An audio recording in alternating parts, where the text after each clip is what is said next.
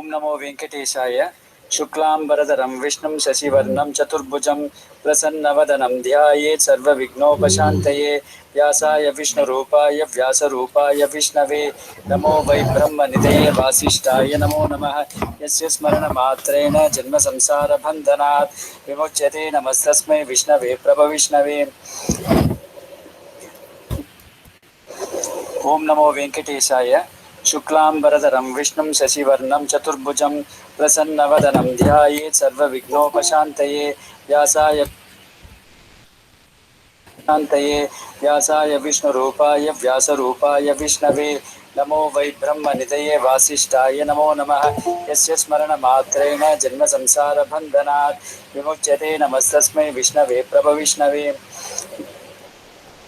Let's now look at the third Nama today. We have seen Vishwam and Vishnu in the last 2 days. The third Nama in the first Sloka is vashaṭkāro.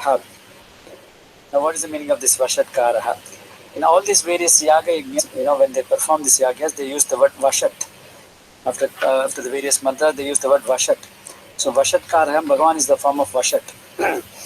In fact, Vedas say that Yajna vai Vishnu. Yajna itself is Bhagavan Vishnu as such.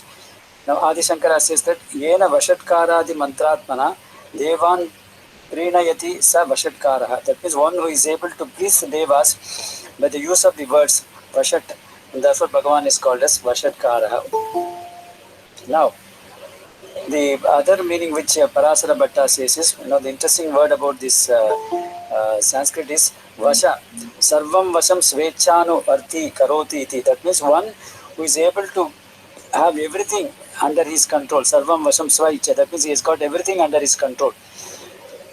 All his bhaktas are under his control because of the love. Because of the love and the love of the bhakti generated in them, they are under his control. The non-bhaktas are the people who are not his devotees. He is controlling them through his maya. Because all the people are under the vasha of maya. So through the maya, which is of course is under his control, Bhagavan himself says in Gita, Devi Shesha Gunamayi Mama Maya Duratya. That means it is my maya. So maya is very difficult to cross over. Bhagavan himself says Mama Maya Duratyaya. Very difficult to cross over. Mameva ye prapadyante maya metam tarantiti. That means anybody who has surrendered to me alone will be able to cross over the maya. Otherwise people won't be able to cross over maya. That means all the people in this universe is kept him under his control, vashat. Under his control, and therefore is called as vashaṭkārah. Then as Ananda Tirtha, Satyasanda Tirtha says that Bhagavan, he is interpreting in a different way. He is saying Shat. Shat means 6. So Bhagavan has got this Shat Aishwaryadi Virya Yashaha Sriñāna Vairagyāni Yasmin Sa Vashat.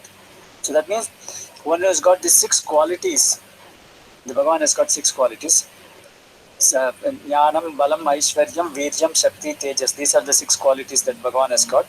Therefore, he has got these 6 qualities always with him.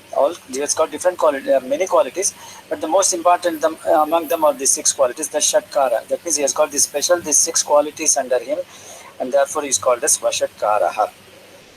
Now let's look at the 4th Nama also. bhūtabhavyabhavatprabhuhu. Now, Bhuta means what has already gone, past. Bhavya means present, what is happening now. Bhavat means what is going to happen in the future. Prabhuhu, who is the Lord. So that means he is the Lord of the past, he is the Lord of the present, and he is Lord of the future as also. That means he was beyond time. Why is he the Lord of past, present and future? Because he was present, there was not a time when he was not there. That means if something is Bhuta, means it was in the past, that means it doesn't exist today. So that's why he called it as Bhuta. So that means Bhagavan, that particular person or that particular thing was there in the past, but it is not there now. That means that it is limited by time. Whereas Bhagavan was there in the past, is there in the present. Supposing when you say I am in the present, there was a time when I was not there. And there is going to be a time when I am not going to be there. So that means I am also limited by time, by saying bhūtabhavya.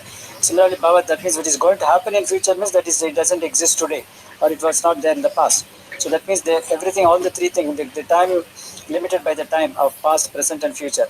But whereas Bhagavan has been there, was there in the past, is there in the present, and also is going to be there in the future.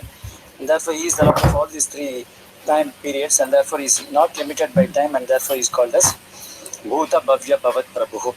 Another way of looking at it is, Bhuta also refers to the things, the objects or the jivatmas. So jivatmas who have been there in the past, who are Jivatmas, who are, he is the Lord of Jivatmas who are there in the past, he is the Lord of Jivatmas who are present, and he is and he is the Jivatma, all the things that are going to happen in the future also.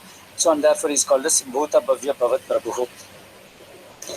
Other meaning is bhūtam prabhutam mangalam yasmat sa bhūtabhavya saha cha asau bhavat prabhushcheti. That means this is what the Satyasandha says. So in all the three periods of time, he is the person who is going to create auspiciousness, mangalam, and therefore he is called as bhūtabhavyabhavatprabhuhu. Prabhu means he is the Lord. So he is the Lord who is going to create the auspiciousness in all the three periods of time. So in fact, in the later part, we are going to see, the Bhagavan is the Swasti book, Swasti Krit, Swasti. So Bhagavan is the Mangalam itself. Bhagavan is the person who creates Mangala. In fact, in the Purva Bhaga, we saw that, Mangalanam cha Mangalam. That means one is the person who is going to who is giving the auspiciousness to the auspicious things itself.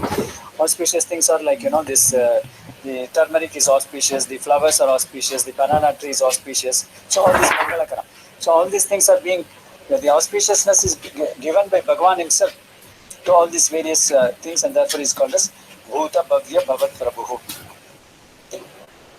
Next nama we can see bhūtakṛd. Rajogunam samashritya viranchi rupena bhūtani karoti. That means Bhagavan manifested as Brahma in his Rajoguna. Bhagavan manifested as Rajoguna. Rajoguna is full of activity, actions.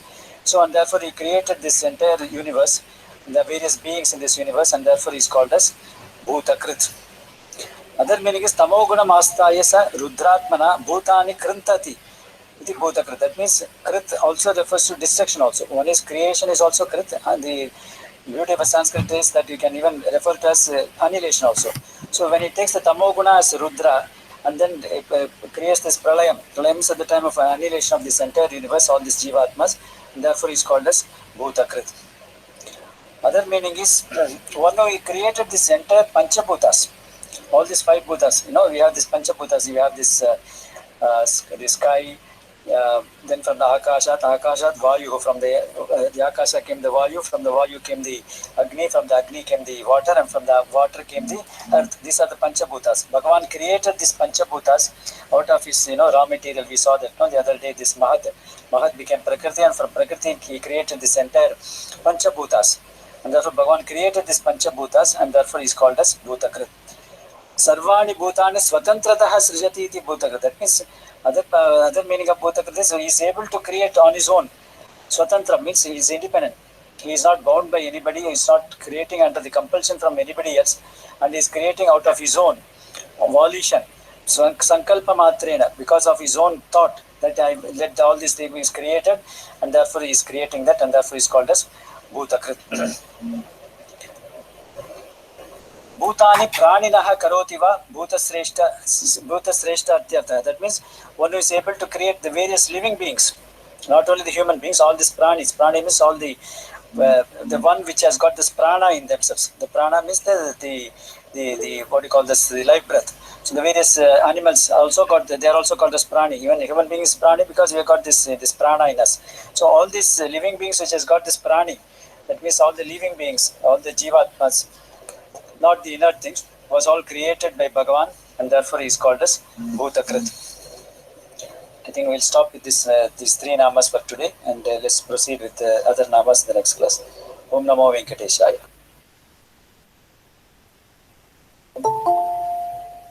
Thank you, Guruji. Thank you for the explanation for the third verse, vashaṭkāro.